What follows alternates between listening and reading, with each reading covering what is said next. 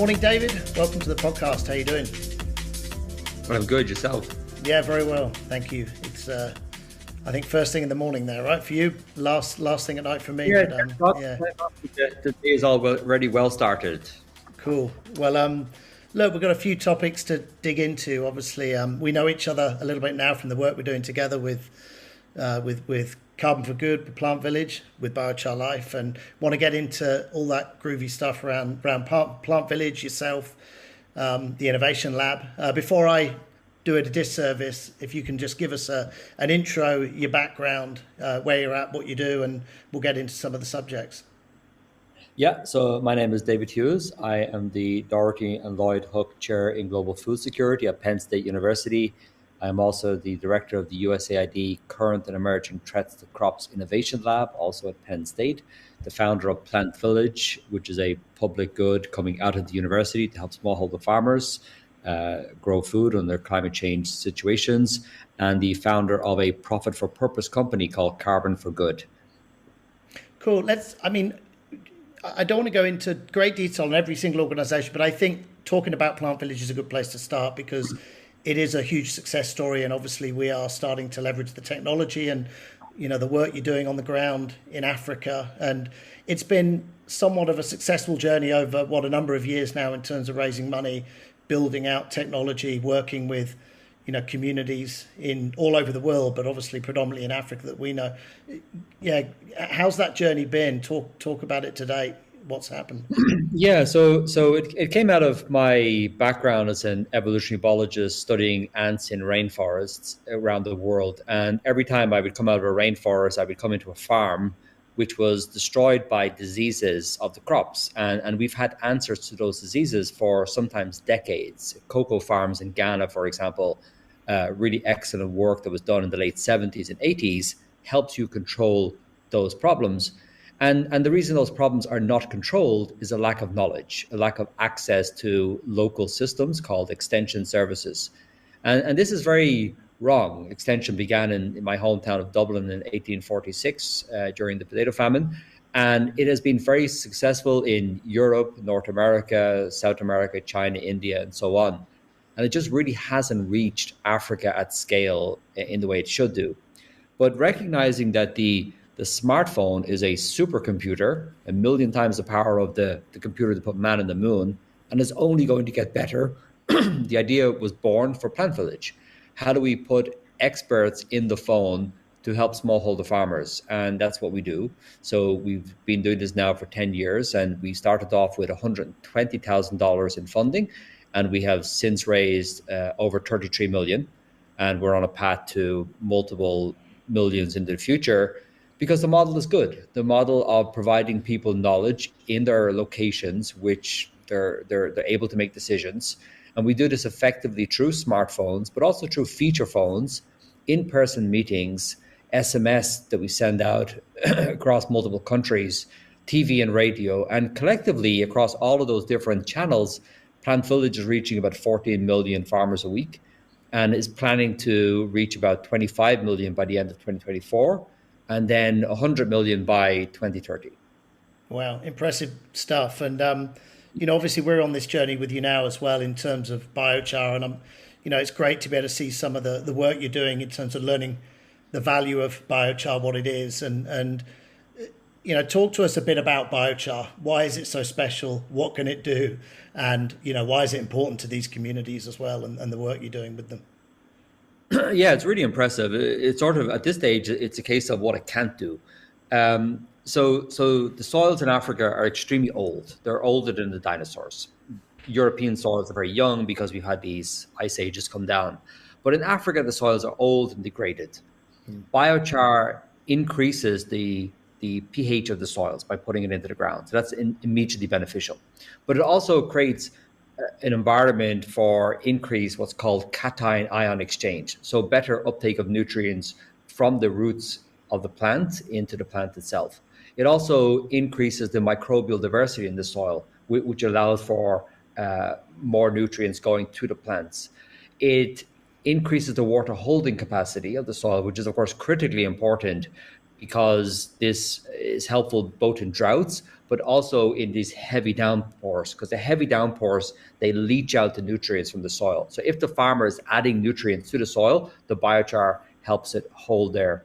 The benefit is also beyond the immediate health of the plant, because biochar is now increasingly being shown to cope with some root or soil-borne diseases, so nematodes and bacterial infections. So it's very useful. And we, in the current and emerging threats to crops innovation lab, are really interested in that. There are people who are using biochar for water filtration, which is very effective use of it. And you can also use it for evaporative cooling to construct a locally developed zero energy input fridge. So you can take the produce that you've had and you can keep it cool at, say, 8 degrees Celsius compared to 32 degrees Celsius for a number of weeks, just by putting water over it.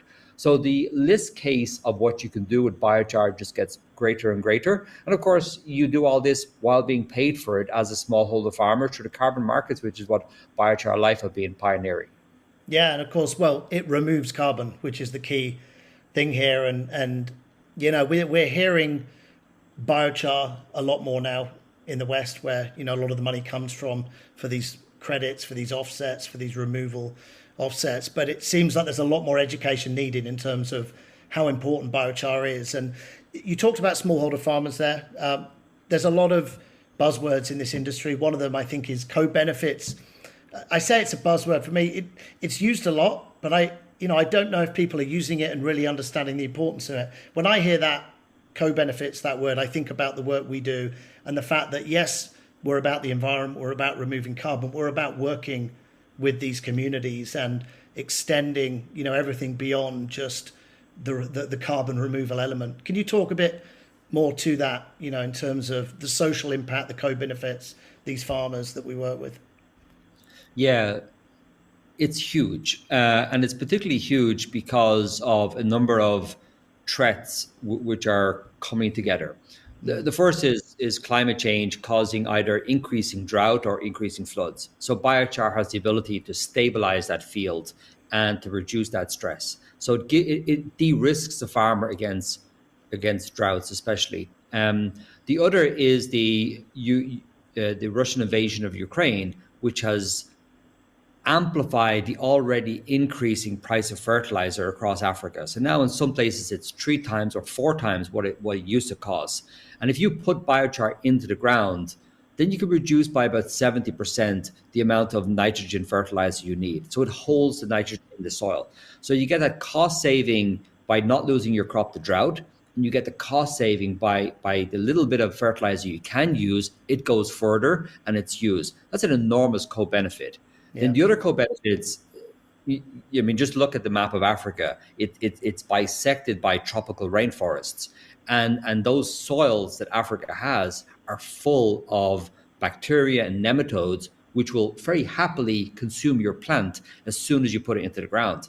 And biochar, as we're learning, is a very important protective mechanism for the root zone, and especially against soil-borne diseases. So this is another co-benefit as well. So all of this is de-risking the farmer. And that is beyond what you've just said, which is the first step of giving her money. So first she gets money, so she's de-risked. But now her crop is de-risked. And this is highly beneficial because the more productivity she gets, the more biomass she has, the more biochar she can get, the more cash she gets, the more biomass you get. And it's just a very virtuous cycle, all of which is owned and operated on her own farm, which is just tremendous. Yeah.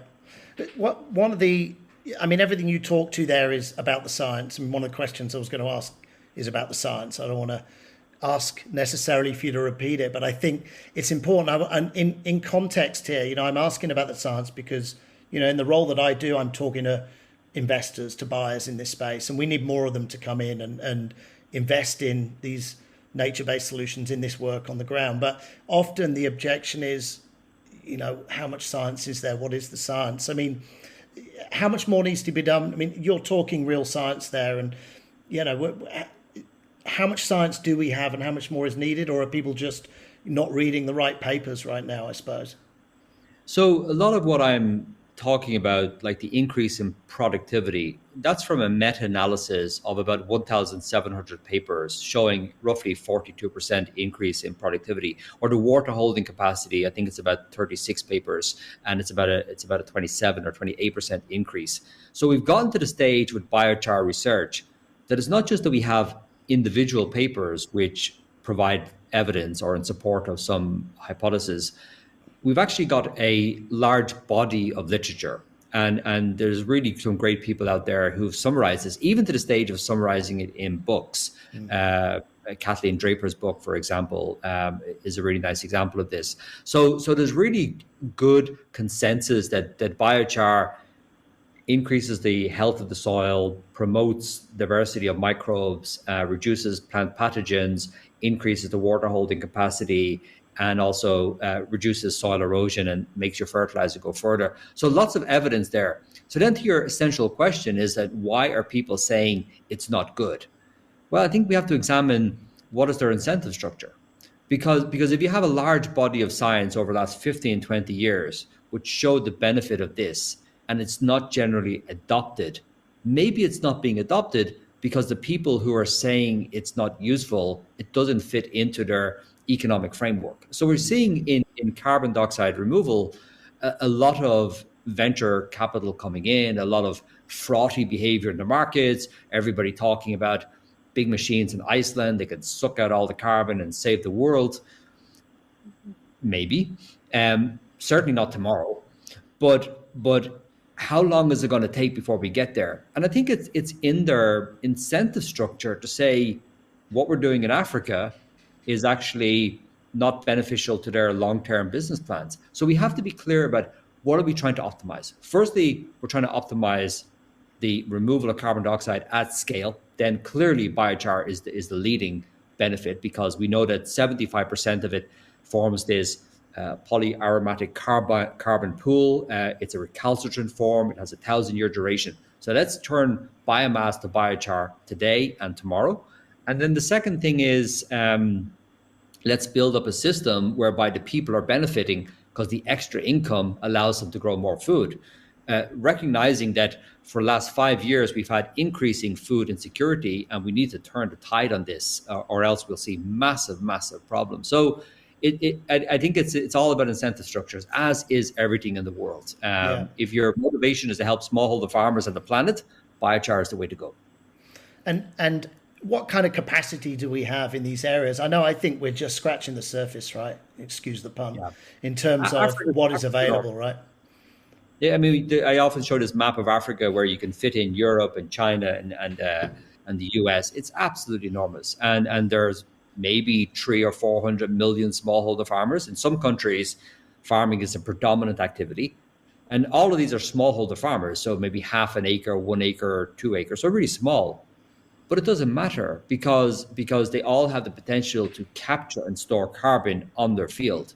So in our case, PlantVillage, we've developed this idea of the carbon capture cube, which is what we won the X Prize milestone prize for. So we can think of these 1 acre farms as a cube where you can grow food, and then the biomass from the non-consumed part goes into biochar and is stored in the soil. No transportation costs, no movement. And you take that single cube and you multiply it by 50 million, 100 million. And it's absolutely possible to capture and store carbon at scale because these people are already capturing carbon. It's called growing food. Now we need to put it into the ground in a virtuous cycle that allows them to grow more food.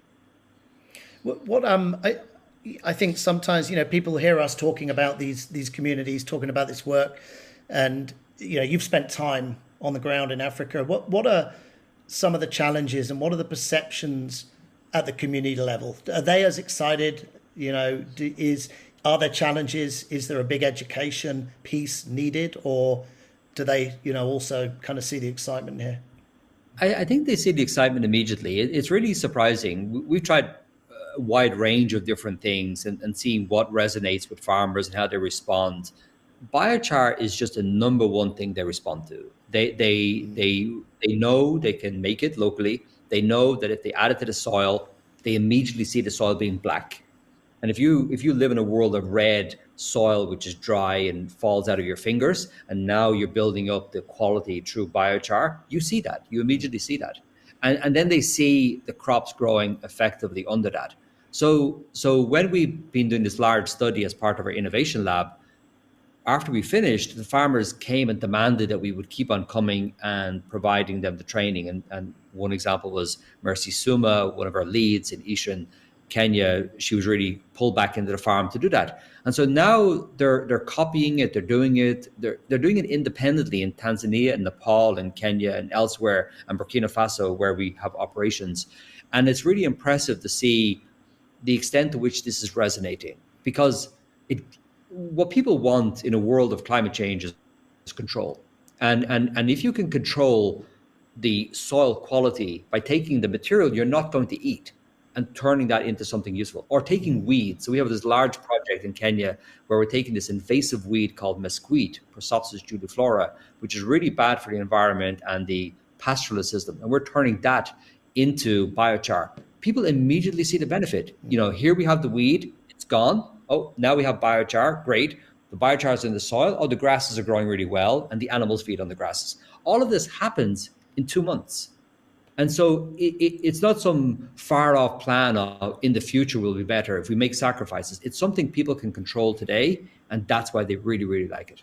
Yeah, I think for me, that's one of the key points. It's just the ability to execute on this stuff right now. I mean, we're talking kind of weeks, not years, in terms of the impact, right? I mean, if someone funds one of these projects, you can have, farmers trained, creating biochar, mixing it with their soil, and see the yield difference within a season, right? I mean, that's the point here. It's such a fast turnaround in terms of the impact. I often think of it like firefighting. Firefighters come to a house, it's on fire, they take out the hose, they use the water. And a lot of what we're talking about in international development is how do we design better fire retardant materials? How do we design a house so it doesn't burn down so quickly? Or how do we have, faster engines or bigger pipes, or whatever's the case? We speak about all of this at a time. But fundamentally, when the house is on fire, you need water. Yeah. And the same thing is happening in poor, degraded African soils. We need biochar. And not only because of the benefits I've talked about, but also the fact that it brings in income. It's a massive immediate change. And so we really are in a firefighting, as Greta Thunberg would say, with that your house is on fire, and biochar is an incredibly important first line defense that we should scale up today. Cool. I know the other piece here is visibility into a lot of this work, right? And you talked at the beginning about the adoption of smartphones and which is amazing. The connections you've got with that bigger community across Africa. But as we talk to individuals investing in credits and funders coming in, one of the key things they want is to be able to see what's going on the ground. I may even share actually on this podcast some screens. I won't get you to do it now, but I can, for people that are watching. But I've seen some of the work you're doing with the with the app. Do you want to just talk through some of the visibility people can have into the work on the ground when they're investing in these programs?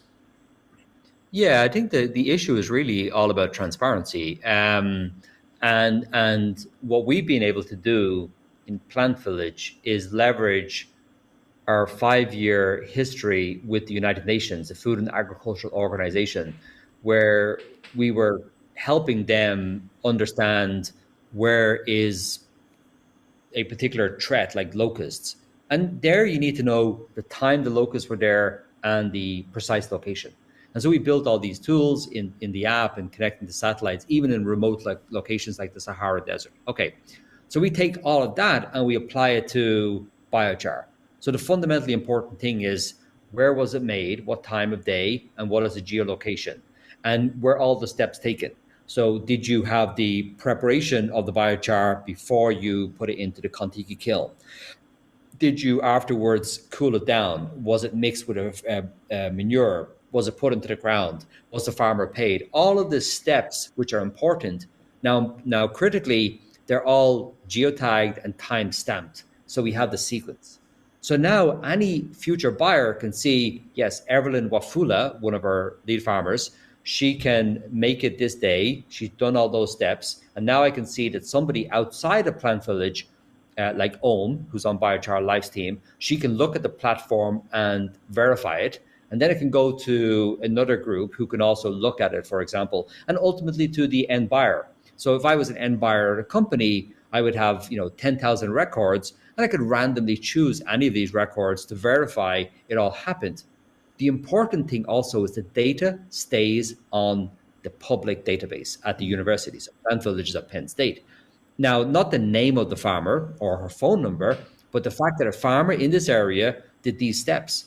And the data will be free and available so that a global community of scientists can look at, for example, the soil chemistry and how the farmer is adding it, or what's changing in the biomass over time, etc. Because having a global bunch of scientists in the community analyze this data is a check and balance that's really important and critical.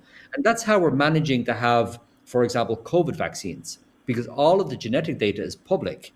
And so that's the approach that we're taking as a university, working with the private sector like Biochar Life, in order to make this happen. Because it is absolutely true. It's a lack of trust, and the only way to have trust is to give all the information all the time to everyone.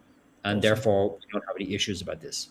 Awesome. So, I mean, over the, who knows, 10 years from now, the amount that people will be able to learn from all this data that's there in open source, and other scientists will be able to get access and hopefully learn a huge amount from that data. And there's lots of things we have to consider. For example, we want to remove carbon, but in the process of removing carbon, we're taking biomass and we're turning it into biochar via pyrolysis. We're also going to be removing other important compounds like phosphorus. So will we upset the phosphorus cycle? Or if we add all of this biochar, will we have some unintended consequences 5 years into the future? For example, changing the composition of a certain type of nematode in the soil. And that may not seem bad, but it could actually turn out to be very bad. There's lots of things that we have to continuously test.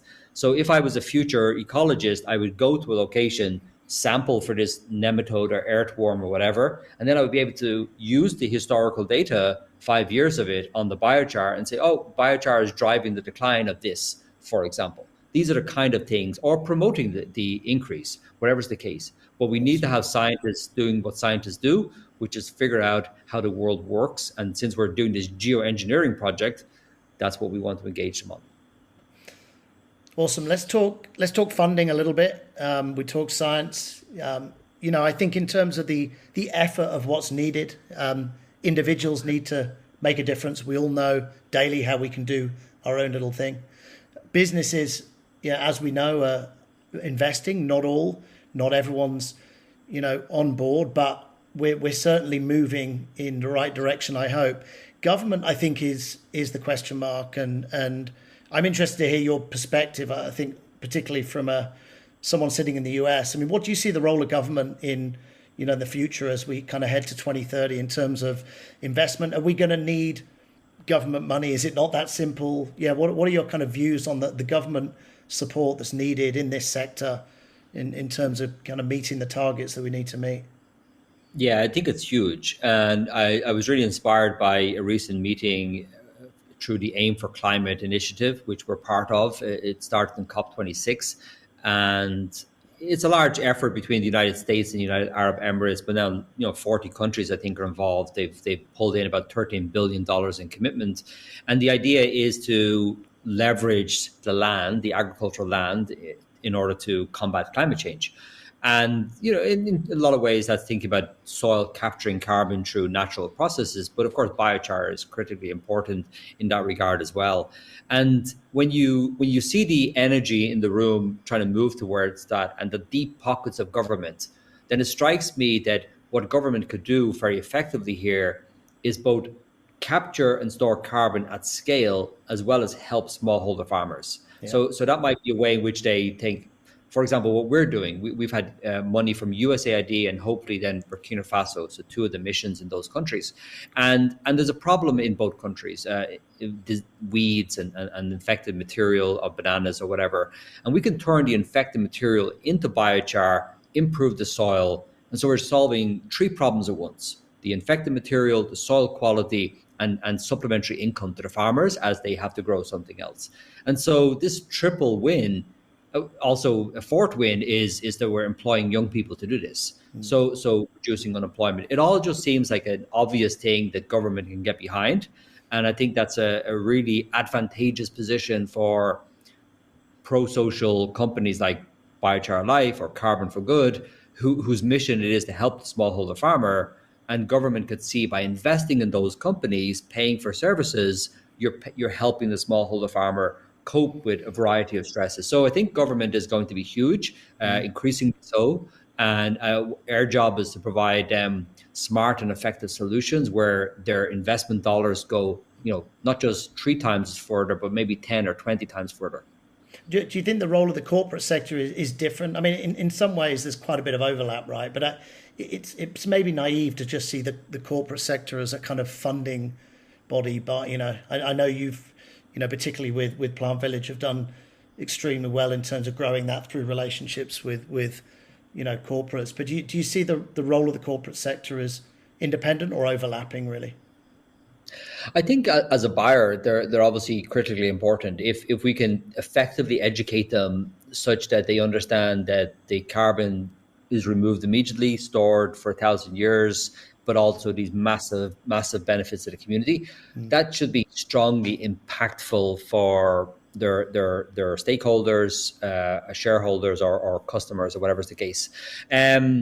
I think that's one way in which the corporate sector is going to be really important. The other way is lessons from business. If we want to get to a gigaton, that's a huge amount of carbon to pull down and draw in. And so we need a sort of business approach that, for example, Airbnb or Uber or these large platforms have pushed. In our case, we have been funded by Eric Schmidt back in 2019, former Google CEO Eric and Wendy Schmidt, Schmidt Futures. And that came with professional training in objectives and key results. So scaling up the professional structure is also a very effective way in which we can benefit from corporations. So they're buyers, and they're also they give instructions on how to effectively do things. But increasingly also from this Aim for Climate event, I also saw that government, especially the United States government, really wants to see this public-private partnership, and they want to do it in a meaningful way. I think post-COVID, we want to make sure it's not just lipstick on a pig. It's actually something really, really useful that we're seeing this making a difference properly in the short term for people who are most affected. You mentioned a gigaton there. It's maybe a good segue to my last question.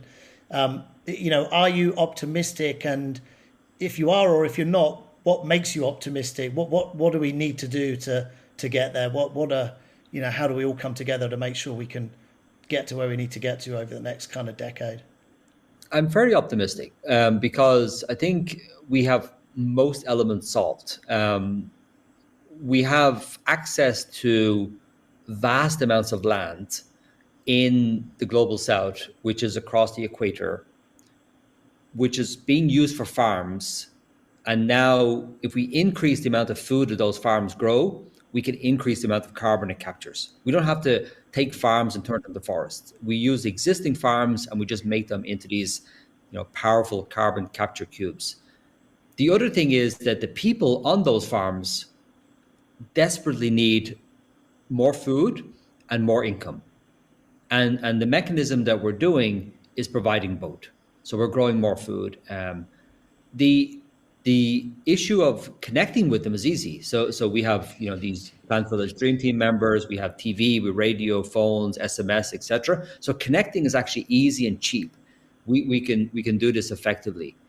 And the other element is that the international community is going to recognize that 1,000-year duration carbon is fine. And putting carbon in soil in Malawi or Kenya or Burkina Faso is so much better than putting in a rock in Iceland or in the Midwest of America, drilling it into a hole like Charm Industrial is doing. Because the day you put that carbon into the soil is the day it starts changing the lives of the people on the planet most affected by climate change. And this is what's the key important message. So I'm really optimistic. We're also partnering with really interesting groups like All Power Labs in Berkeley, where we could look at how we can use biochar production today with the Contiki kilns, which is very simple. But we could also go to a system whereby we are using the biomass to create electricity and heat as well as biochar. So now we could have renewable energy on a microgrid system spread out across all these communities. And we can have, eventually 10 million of these, and they don't cost that much money. And again, we need to have Africa moving towards the light, having heat, having energy, without using fossil fuels. And biochar is the way to get there. Biomass production of renewable energies is the way. And again, it's Africa. The equator goes right through it. So we can grow a huge amount of food there and increase biomass productivity. So that's why I'm optimistic. Cool. Well, I'm also optimistic and obviously somewhat biased, because I completely agree with you on the 1,000 years and the biochar as a solution. And exciting stuff with the All Power Labs stuff, which I've obviously seen as well. I mean, that kind of technology is extremely exciting in terms of what you can do in developing countries and having a multi-purpose solution. So I didn't have any more questions, unless there's anything I didn't ask that you'd like to say. Otherwise, I'll get you to kind of share your details with the audience. No, it's a work in progress. I would say people have to be open to new ways of doing things. In our case, I think what the globe is looking at is big technological solutions, and what they really should look at is that carbon dioxide capture is a surface area problem. It has been for the 400 million years or so in which we've had land plants doing their business, and surface area is maximized across the equator, and doubling down on smallholder farmers is very, very effective. Now, people would say, oh, but it's Africa, we can't do this. When people looked at this spare bedroom in your house, no one ever imagined the largest hotel system in the world. But that's where Airbnb is. Or when they looked at all these cars sitting on the side of the streets, no one imagined the largest taxi firm in the world. But that's where Uber is. So we can look at African farms thinking they're a problem, but understanding they're a solution. And this can be the largest carbon capture factory in the world. And it can be and that can happen in 5 years' time. Cool. I love the Uber and the Airbnb comparisons. I think it makes a lot of sense. So, look, if people want to learn more, get hold of yourself. About the organisations that you're involved with. Do you want to just share some details? And I'll also put them in the speaker notes for anyone watching or listening. Yeah, so just Google David Hughes at Penn State, or David Hughes PlantVillage. It's plantvillage.psu.edu, carbonforgood.net. Also the Innovation Lab, plantvillage.psu.edu/CETCIL. Yeah, you'll find me. I'm around. I'm annoyingly so around everywhere. So cool. Reach out and also reach out to the broader community of PlantVillage. We're over 300 people now, so please reach out and engage us. It takes a village, and we need as many people focus on this critically important problem as possible. Thank you so much. Indeed. Thanks a lot for giving up your time this morning. And thanks everyone for listening and watching. And I'll leave all those details in the notes. So I shall leave it to your day, David. Thank you. Great. Cheers. Thank you so much indeed. Take it easy.